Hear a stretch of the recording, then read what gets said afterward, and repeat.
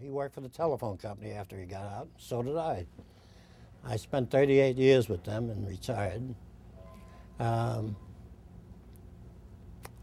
What other name? The name of the waist gunner was Eddie Waters, one of them. He was a fellow from Washington, D.C., and Brichetti, I forget his first name. Brichetti was from the other waist gunner, and he was from Pennsylvania. The tail gunner was from Milwaukee. He's the one that got married and divorced. Peterson. Navigator? The navigator was, let me think about that one. God, I can't.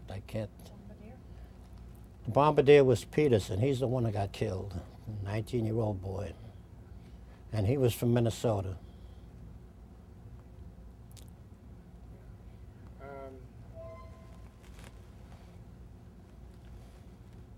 Where did you go when you, after you got back on the Queen Mary?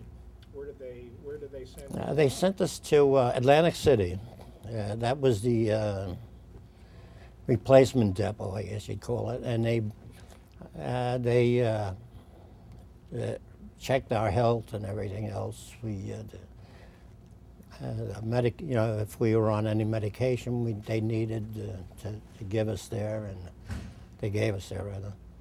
And from there, I was sent to, again, Madison, Wisconsin. And they didn't know what to do with us. They had no idea what to do with us. And unfortunately, or unfortunately, the major that ran the outfit had a son in the Air Corps that was flying, and he had a lot of sympathy for us. So we had no duties at all except go to town occasionally. Lots of times, I should say. So then they asked, what would you like to do? Well, I said, I'd like to keep flying. So they sent me to Reno, Nevada, to radio school, and I was going to be assigned to the ATC, the Air Transport Command. And after school there, they sent me to Memphis, Tennessee. And that was a big base for the ATC. And my first job was to fly back to England, because the war was over, in Europe, that is. And we picked up the plane, and it was a B-24. And everything was similar as far as I was concerned. As far as the flyer is concerned, it was a little different. But I understand it was a faster plane. And anyway, we get back, and I forget where we brought this plane. And then by train, we came back to Memphis, and I got a leave of absence. And while I'm on leave, the war was over. I'm in Washington, D.C., all by myself on the way home, nobody to celebrate with. So I went to the nearest bar. I couldn't even get a drink. I mean, the place was a madhouse. So I got home, and finally, and they had a block party the following night after the war had ended. And that's where I met my wife. Not this wife, I'm sorry, the first wife. And that's one of the products of that marriage. And unfortunately, my wife died a few years ago. Well, tell me about your base in England, and what towns were you near? My base in England was Great Ashfield. And to me, I thought it was the name of the base. You know, Ashfield. For my son and I went back there, and all I knew was Elmswell. That's where the bar was, you know, and I figured that was the town. So go to Elmswell, nobody knows.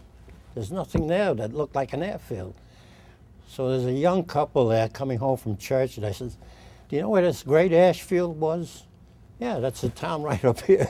That's the first time I found out a Great Ashfield was a town and not the name of the city. or the town rather.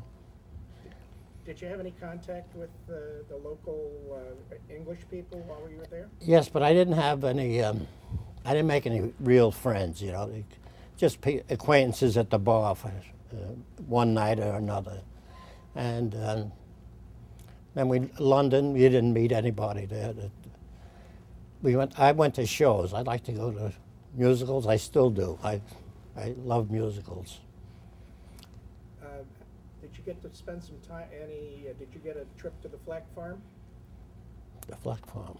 For the art? Oh yes, yes, yes. We did that for a week. They gave us civilian clothes to wear, and that was about the 15th mission, I think, something like that. Yes, that was nice. It was different. That's all. It wasn't exciting.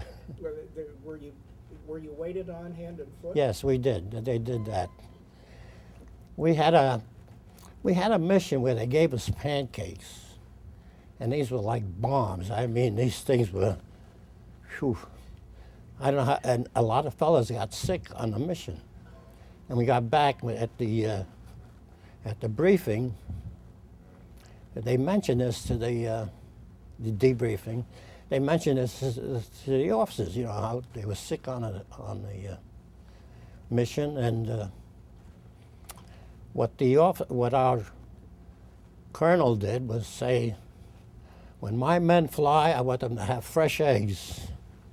Every mission we got fresh eggs, which was unusual there. We got those, I don't know if you ever tasted them, but powdered eggs during the war were not the powdered eggs you get today. They tasted like rotten eggs, really. That's the only way you could describe them. How about your commanding officers? Were they supportive? Were they? Yeah, they were. Well, I got to tell you this. Our commanding officer for the squadron, we had a thing going with him. We'd always steal his Jeep and park it in as far away from his orderly room as we could find. And this poor guy would go nuts. He'd try to find out who was doing it. Mum was the word, you know. But they were nice guys. They really were. They're very supportive. Did you find yourself at all making friends with other crews? Yes. In fact, one fella just died. There was a crew that we all had trained together. I trained with the radio operator. My pilot trained with the pilot. One of those things. Excuse me. And we had breakfast one day, went on a mission, and they didn't come back. They were prisoners of war for the remainder of the war. But it's funny, you know, you have breakfast with somebody one day, and we didn't know what happened to them at first. Then we got word that they were prisoners. Was that pretty hard coming back? That was hard. That was one of the bad things about the missions I was on. So when you got back to your hut, had their things been moved out? Or? No, they weren't in our hut. Okay. They were in a different squadron, as a matter of fact. Okay. But yes, in the hut, I was telling my son about, he was asking about if relatives could fly together. And I think it was a voluntary thing. Because remember the Sullivan Brothers, I guess you heard of that. After they were killed, I guess if you requested and you wanted to fly with the person, they allowed it. We had a pair of twins come in one night, and they went on a mission the next day. I don't know where they trained, come to think of it. They just came in the one night, and they were killed. Both of them, the plane went down, and it's the last we heard of them. That was hard to take, too. On the Berlin mission, did you lose a lot of planes out of your group? Do you remember? You know, I didn't keep tabs on that, really. I was more interested in my crew, and that was it. You saw planes go down. You just hoped it wasn't you, that's all.